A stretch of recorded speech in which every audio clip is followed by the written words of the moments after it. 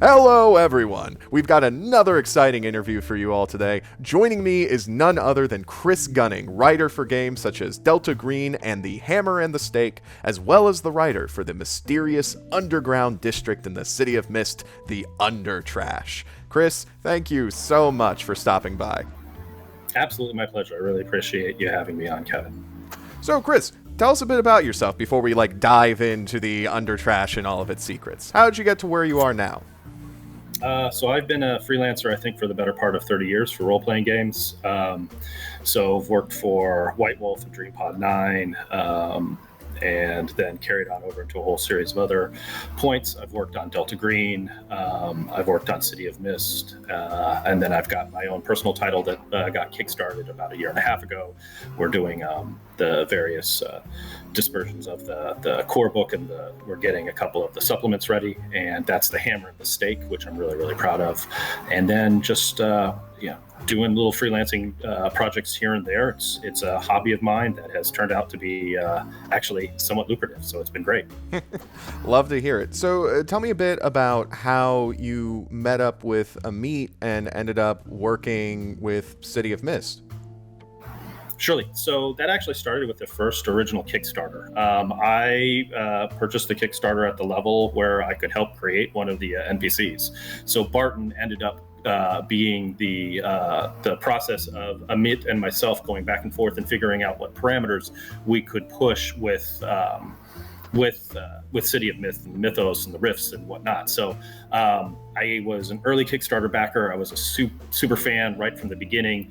And then when Amit reached out to me to help put Barton together before Barton was a thing, he was like, "Boy, your submission is really, really good. Are you a writer or something?" And I was like, "By the way, actually, yes, I am. And if you need any help on City of Mist, I'd love to help."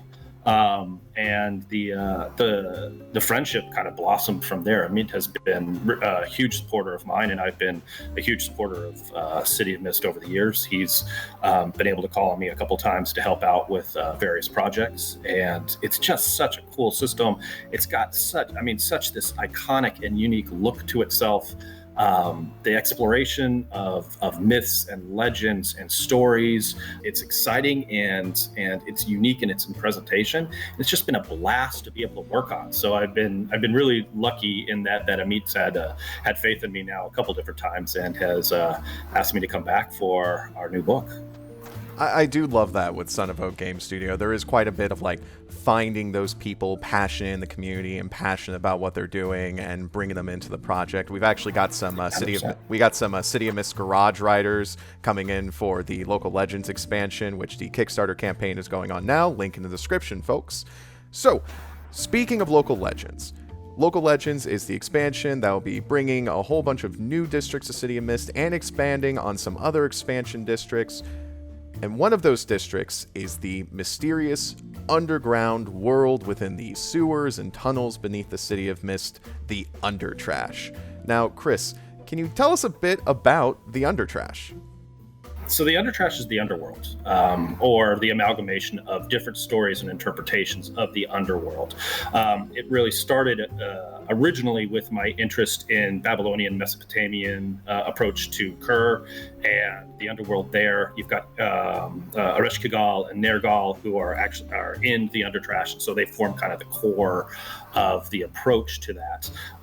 But the underworld is this reoccurring sort of myth throughout multiple cultures and stories, and I wanted to explore how those various ideas come together or clash, diverge, and that's where the Undertrash really got its genesis from. It's this opportunity to explore different types of cultures. And the thing that's cool about City of Mist that I really enjoyed is we could get into Mesopotamian, Babylonian, Incan, other cultures that you don't necessarily always see. There's in a lot of games about gods and myths and stories, you will see a lot of stuff on the Norse and the Greeks and the various Europeans. This was a way to kind of explore those other parts. I live right now in Africa, and I've lived all over the world. One of the things that I really enjoy doing is kind of exploring the myths in my real life. And so again, City of Mist gives me this opportunity to explore some of the stuff that I've discovered in real life. Undertrash and its connection to the various versions of the underworld is just it's really exciting for me to explore and to frankly break, right, to find those parts of the various underworld myths that don't jive with each other, that don't quite match up, and figure out why, and then what are the cool stories that can be pulled out of there. And that's exactly what I want to do with Local Legends, with the case that I'm going to be building, is trying to turn some of those ideas about the underworld on their ear. That's really interesting. I mean, you do bring up, it's kind of a facet of a lot of different human cultures that it's like, hey, what's under our feet? I don't know, but it's got to be pretty spooky.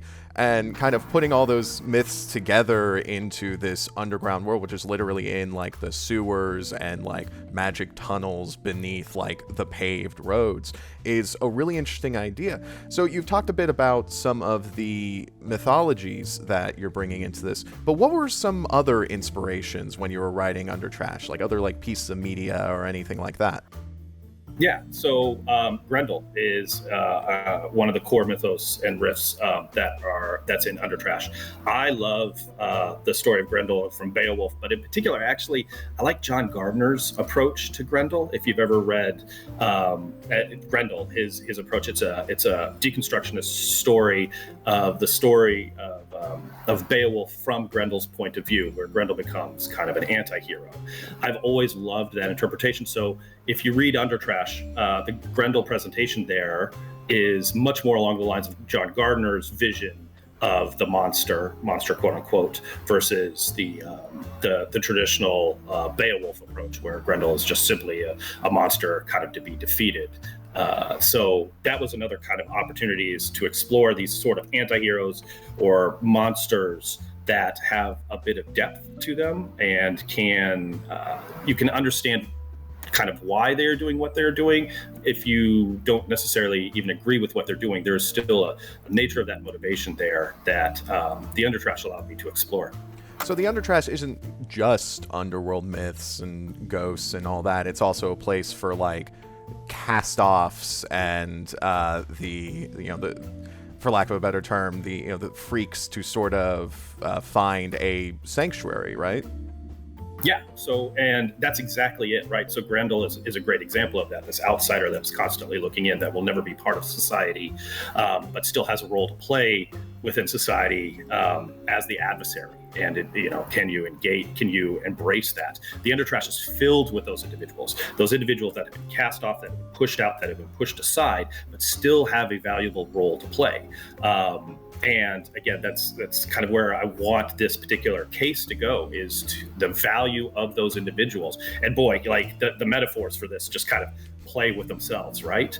If there's a role player out there that hasn't felt like an outsider at some point, I don't know who that individual is. And I actually think our hobby is much, much stronger for that, for these perceptions that we've all had. I want to embrace that and explore that with this next iteration of the Undertrash, show the intrinsic value of the individuals while building this very cool kinetic story that everybody can engage with. So you're talking a bit about the next iteration of the Undertrash, what's going to be expanded on it. For those who are just joining us, the expansion districts in Local Legends will be expanded on. There will be new NPCs, new rules, and a thematic one-shot for each of the districts. So Chris, I know this is a little early. Nothing is set in stone right now, but could you tell us a bit about anything you'd like to add to the district, anything you'd like to expand on, or anything about the one-shot case for the Undertrash? Yeah, so the one shot I can talk a little bit about, because the conceptualization of that is fairly developed at this point. So traditionally, underworlds are places of knowledge. Like you said, you use the adjective spooky, and that's 100% right. As opposed to Christian mythos, which has the underworld, hell, being a place of torture and a place that you don't want to go to. Most myths, most cultures say that the underworld may not be a place that you want to go to, but it isn't as hostile as a place like hell. And in fact, there's a lot of value that you can find in the underworld. And these kind of themes are rife. Again, whether it's Mesopotamian or Incan whether it's Lankan or Hindu. There's these common themes of exploring and venturing into the underworld to find something that is lost. And that's exactly what I want to explore. Orpheus is one of the great examples of this, if you know Greek mythology at all. The exploration in there to recover a lost loved one. Those kind of themes come up a lot in the underworlds throughout human culture.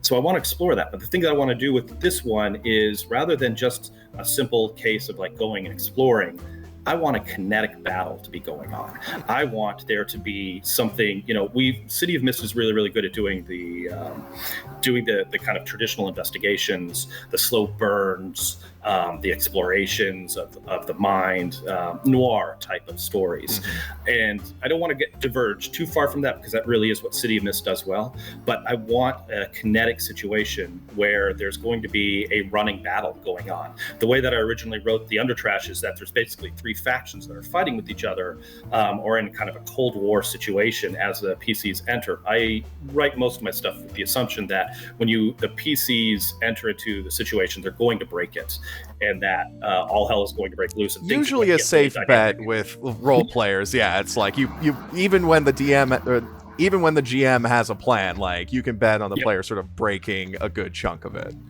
Right, and so I write to that, right? Like one of my philosophies in this is to write to the precipice. So right before things are about to fall apart, and it is the introduction of the player characters that are going to make things fall apart. That's what I want to do with this. So the Undertrash was written with like things being on that precarious ledge just about to fall.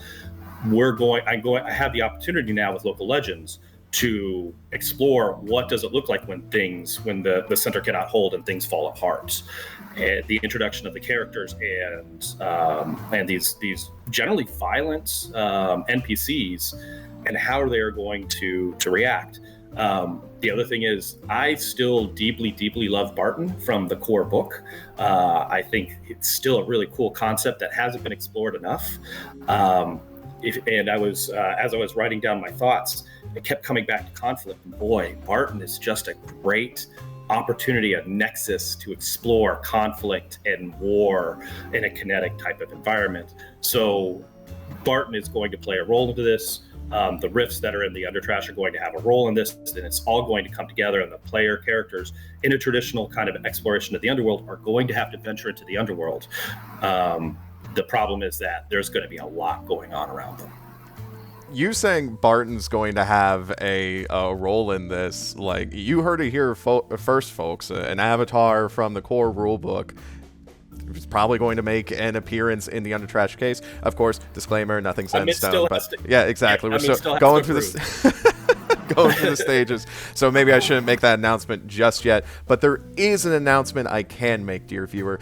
The Kickstarter campaign for the Local Legends expansion is still going on. We're breaking through stretch goals. We have an amazing amount of pledge tiers for you to check out with all different kinds of goodies, and each day we have a daily unlock where we give a different preview for content that will appear in the expansion itself. Go to the link in the description and back the Kickstarter campaign for Local Legends today.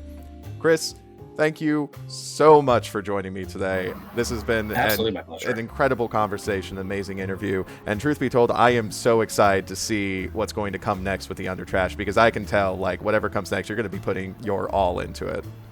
Yeah, I really want to make the Undertrash kind of sparkle, right? Like, to be completely frank, as we're closing up, right? A lot of the other districts get a lot more attention and they get a lot of love, right?